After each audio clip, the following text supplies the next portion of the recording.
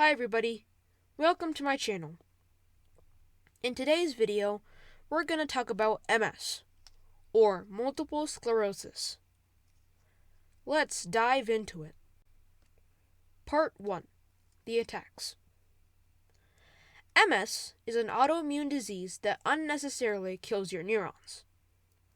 This disease revolves around the protein/phospholipid known as myelin.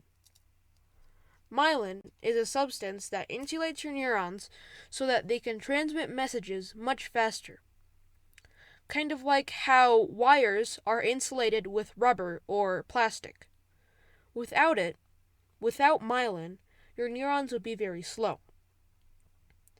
Myelin is produced by oligodendrocytes.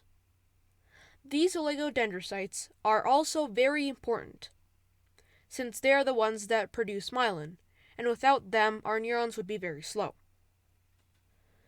The attacks start off with a T cell. The T cell gets through something called the blood-brain barrier, which I will abbreviate to BBB.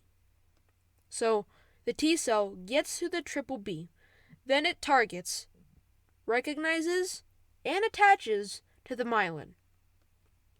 Then, it sends out chemicals that then persuade the BBB to open up more receptors, so now the blood-brain barrier has more T cells flowing through it.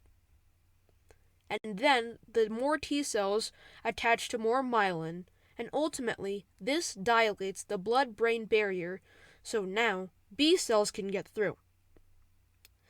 These B cells mark the oligodendrocyte for destruction using antibody markers.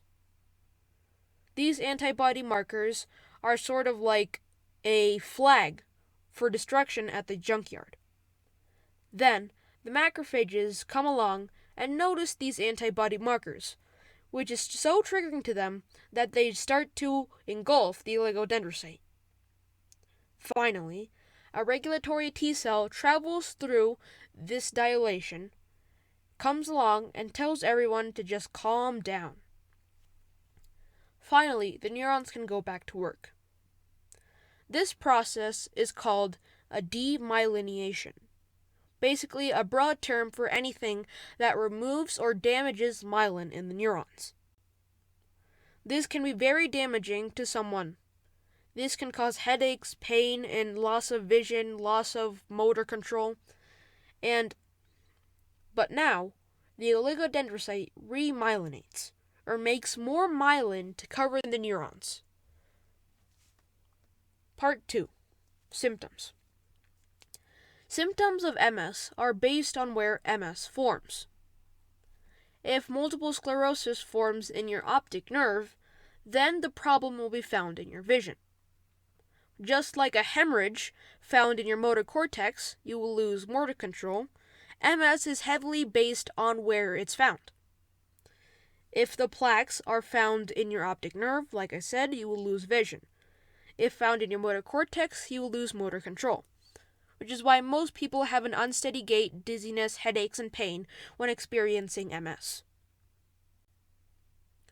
And eventually, as MS keeps on relapsing, the remyelation stops, thus leading to more prolonged headaches and pain.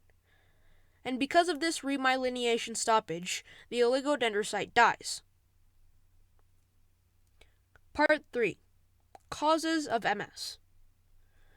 The cause of MS is very complicated and mostly unknown, because they can range from environmental/vitamin deficiencies all the way to genetics. Some vitamin deficiencies include vitamin A deficiency, vitamin B12 deficiency, which can explain why most vitamin deficiencies found in the north is also a really main cause or a really huge cause for MS. And genetics can include being a female or being Caucasian. Part 4. Cures. As of now, there are no cures for MS, but some medications can relieve the most common type of multiple sclerosis, known as relapsing remitting MS. These pills or medications include corticosteroids like prednisone and immunosuppressants like interferon beta. These immunosuppressants stop this immune system, so this way the immune system isn't so much damaging to MS. MS is a very complicated disease, and as time goes on, we will all learn more about it.